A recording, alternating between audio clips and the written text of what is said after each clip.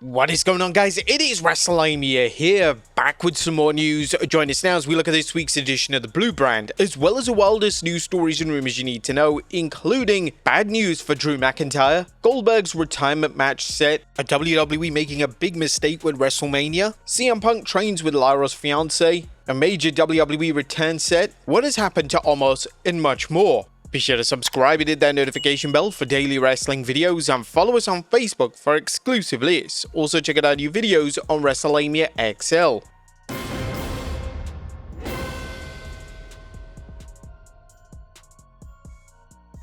Now, as always, we won't recap the show, but just look at the good, the bad, and the downright ugly. As always, we start off with the good, as number 1, Julia and LA Knight advance. WWE without a doubt made the correct call with the two names who advanced to Money in the Bank. Julia would advance to the Women's Money in the Bank over Charlotte Flair and Zelina Vega, whilst LA would advance in favor of Aleister Black and Shinsuke Nakamura. LA has to be considered the odds-on favorite to win the men's briefcase, and fans are categorically convinced that this is finally the year in which LA becomes Mr. Money in the Bank.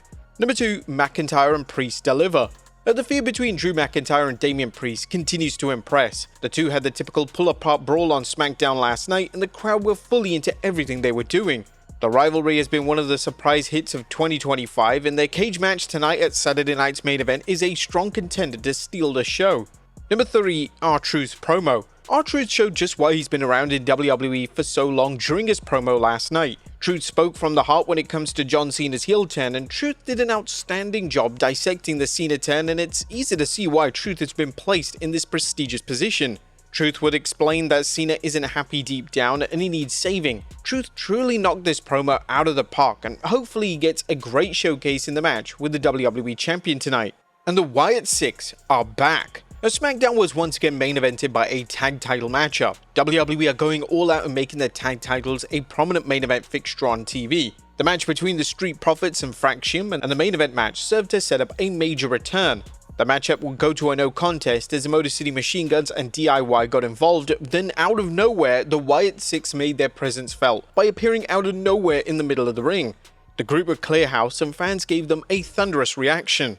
In a touching moment, the group would bring a birthday cake into the ring to honor the late great Bray Wyatt on his birthday. This was a perfectly executed return. The Wyatt birthday tribute was an emotional way to honor a wrestler that is deeply missed. Based on this intense angle, it looks like the group may set their sights on the tag titles. This will be a great setup for the tag division, as a faction has numerous names that can act as a tag team, and even using Nikki Cross to have a singles feud with Candice LeRae wouldn't be the worst idea in the world. That was good. What about the bad? Is number 1, let Jacob cook. All of the fans expected the Jacob Fatu and Solo Sikoa feud to come to a head at Wrestlemania 41. However, WWE decided to extend the storyline between the two, and now with JC Mateo a constant presence on SmackDown, it looks like they will eventually pivot to a Fatu vs Mateo matchup before they book the inevitable Fatu vs Sikoa singles match. The tension between Fatu and Sikoa was heavily featured during the SmackDown broadcast last night, and Fatu has the opportunity to qualify for the Money in the Bank next week. With Sikoa already being confirmed for the match, it's likely that Fatu qualifies and WWE can play off the issues between the two men. Whilst the storyline is receiving decent reactions from the crowd, all the positive reactions are going towards Fatu, who fans evidently want him see in that babyface role. But WWE really have to play this smart, as if they use the let it play out card for so long, they risk the chance of the fans losing complete interest, and due to how popular Fatu has become in such a short time, they need to avoid this at all costs. There was nothing downright ugly on this show. This week's broadcast was one of the most consistent 3-hour shows of the recent era. WWE did a solid job advancing both Saturday night's main event as well as Money in the Bank. What do you guys think of the Blue Brand this week? Let us know in the comments down below. Now let's move on to the news. Now, first story looks at Goldberg's retirement match set. Our top story today takes a look at the latest when it comes to the retirement of WWE Hall of Famer Goldberg. Goldberg recently spoke to My San Antonio, and the man himself confirmed that his final match is going to be in the South. It's going to be in the South. This gives me the opportunity to put a stamp on my career in front of the people I care the most about. These comments were followed up by a report from Fightful Select, and they stated that the final match will take place in Atlanta, Georgia. It was previously reported that WWE are planning a Saturday night's main event special on July 12th in Atlanta, so it's possible that's where Goldberg's final matchup goes down. Currently, there's no confirmed opponent for Goldberg's final match, yet all signs suggest that he'll be taking on Gunther. The match was previously rumored for a Saudi show or even SummerSlam, and WWE decided to do the match on a Saturday night's main event is a huge deal. If WWE followed through with this bold idea, that means two wrestling legends, those being Goldberg and John Cena, will both be retiring at Saturday night main event specials in 2025. Next up, a huge Wrestlemania change incoming. WWE could be about to be making a significant change to future Wrestlemania events. This week, it was announced that Wrestlemania 41 will no longer be in New Orleans. All signs now point towards the show taking place in Las Vegas for the second consecutive year, and naturally, this has led to a lot of questions being directed towards WWE and TKO. According to Dave Meltzer in the latest edition of the Wrestling Observer newsletter, the decision to move the event came down to money. The decision was made partially because this year's WrestleMania made so much money overall in Las Vegas from all sources that they could not make that level of money in New Orleans. The other is that the company loved having it in Las Vegas because key TKO executives lived there and Nick Khan grew up there. But he also added that the plan is now to run WrestleMania on a regular basis in Las Vegas. The plan is now to run WrestleMania on a regular basis in the city, not necessarily every year, but frequently. The idea is that the city wants to have a major destination sports event every year, and by definition, they are looking at the Super Bowl, the Final Four, the College Football National Championship Final, and WrestleMania, so we'll be looking for Mania any year that they don't have any of these other three events. One of the appeals of WrestleMania is that it ventures into different city each year.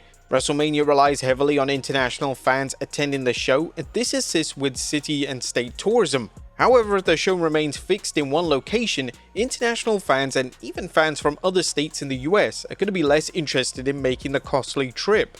Next up, Money in the Bank 2026 location confirmed. It was confirmed this week that New Orleans would host Money in the Bank 2026, and Triple H has now confirmed the validity of these reports. In a video posted on X, the head of WWE Creative stated that the Money in the Bank 2026 will take place on August 26, 2026. This is the latest WWE have ever hosted the event, and the first time they've ever run the PLE following SummerSlam. This is an interesting move, and a major shakeup of the established WWE PLE calendar. Next up, CM Punk trains with Lyra's fiance. Now you may have noticed that during Lyra Valkyria's IC title defense against Becky Lynch at Backlash, her fiance was in the crowd rooting her on. Her fiance is Irish indie wrestler LJ Cleary. Cleary took to X and mentioned how much of an honor it was to train with CM Punk. Extremely cool to have the honor of training with CM Punk at the Foundation last night. Thank you for the knowledge. Ace Steel provides one of the absolute best environments I've been part of to produce top quality pro wrestlers. Could Cleary find himself in WWE soon? Next up, a major WWE return set. The huge WWE returns keep on coming, and last night on SmackDown, the Wyatt Six finally returned to WWE television, but now they've announced that Bianca Belair is set to return to SmackDown. Belair's return was announced during SmackDown last night, and Belair hasn't been in action since suffering a hand injury back at WrestleMania 41. Next up, a new match added to Saturday night's main event. WWE are set to present Saturday night's main event tonight, and they've finally decided to add a women's match to the card.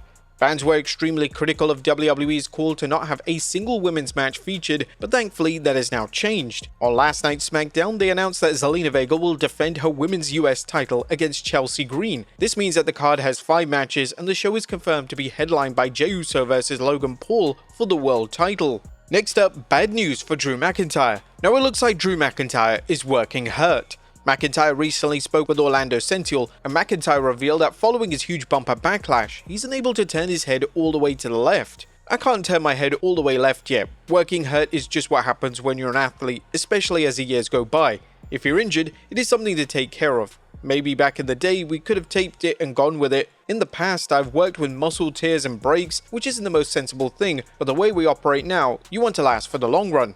McIntyre is set to collide with Damian Priest tonight in a steel cage match, and hopefully after the match, McIntyre is able to take it easy and heal before his next rivalry begins. And finally, what has happened to OMOS? Now our final story looks at OMOS' WWE status. OMOS impressed with the run in Japan in early 2025, yet he was called back to WWE, seemingly to return to television. However, that hasn't occurred, and Omos has yet to make a single appearance since WWE made his return from his run in Japan. Omos was recently interviewed by What Culture, and according to the former WWE Tag Champion, he's simply waiting to return. I'm just waiting.